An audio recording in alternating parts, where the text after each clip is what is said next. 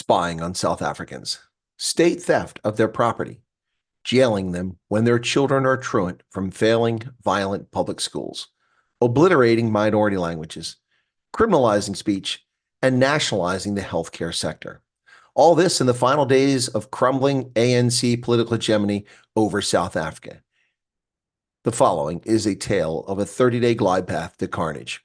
Welcome back once again. This is Chris Report, and he assured me that St. Simon's Town in Boulders. Folks, this is Chris Wyatt reporting from South Africa.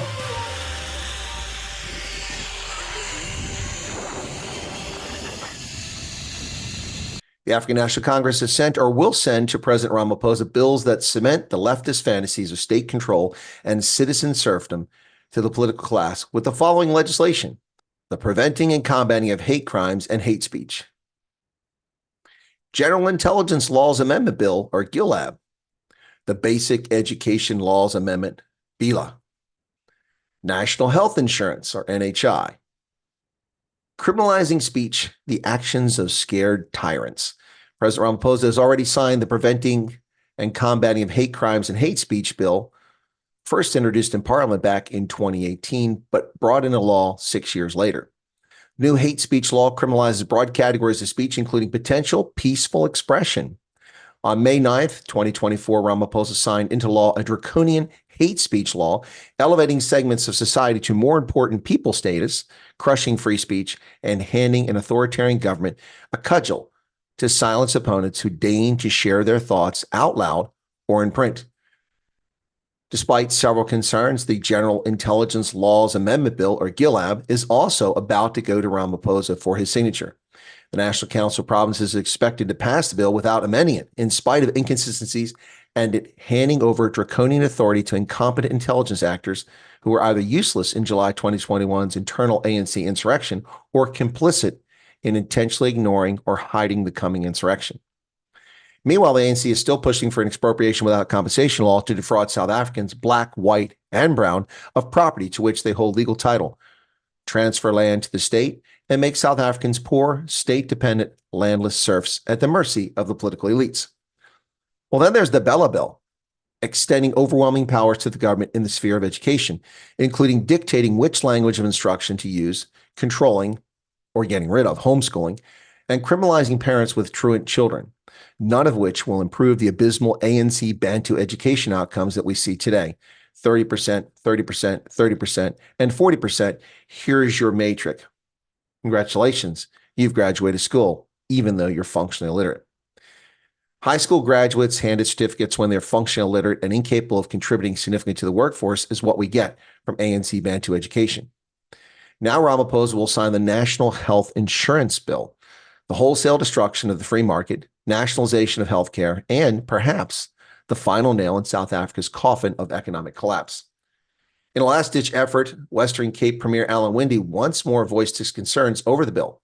The Western Cape government remains deeply concerned about the bill in its current form. It requires substantial amendments, says Winde. He went on to say, "We believe the bill, as it stands currently, is unconstitutional and will prove to be unaffordable and impractical.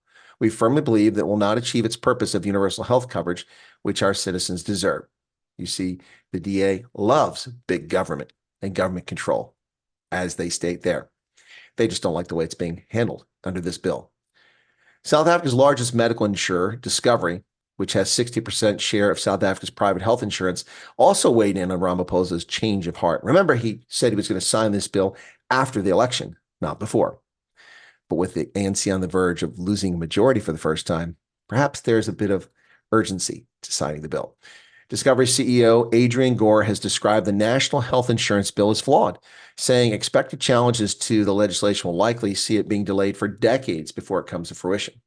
Now, Gore previously stated that although South Africa spends approximately 250 billion rand a year on public health care, the National Health Insurance Act would require an additional 200 billion in spending each year, necessitating either the 31% increase in the personal income tax, a hike in the value-added tax rate from 15 to 21.5%, or a tenfold increase in payroll taxes. Wow. 8 of the 9 provinces voted to approve this bill, while the DA-governed Western Cape voted against it.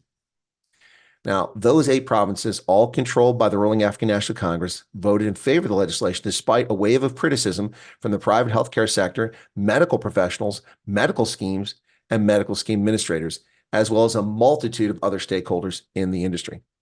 The bill in its current form would allow the state to take control over virtually all healthcare in South Africa. So if we, it's mine, you understand? Mine, all mine! Get back in there! Down, down, down! Go, go, go! In essence, this is simply the latest example of ANC kleptocracy, albeit on a grand and devastating scale.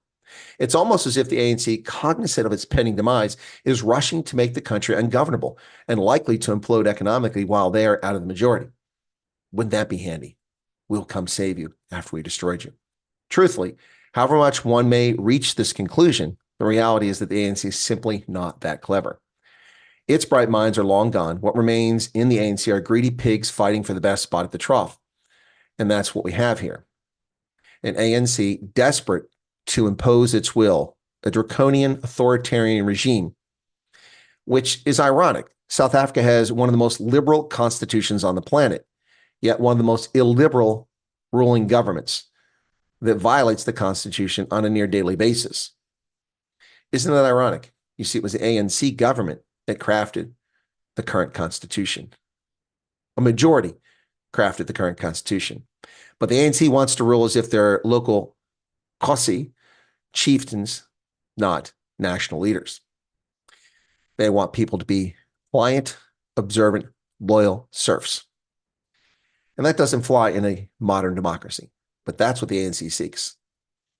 Well, there you have it, folks. A plethora of bills intended to impoverish and turn South Africans into serfs for the state.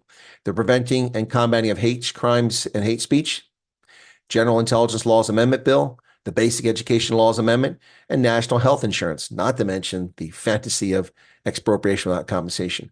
All of that on the table, and 4 of those being passed as laws in the final waning days of South Africa being burned down by the ANC. What a shame. What a shame. Take care.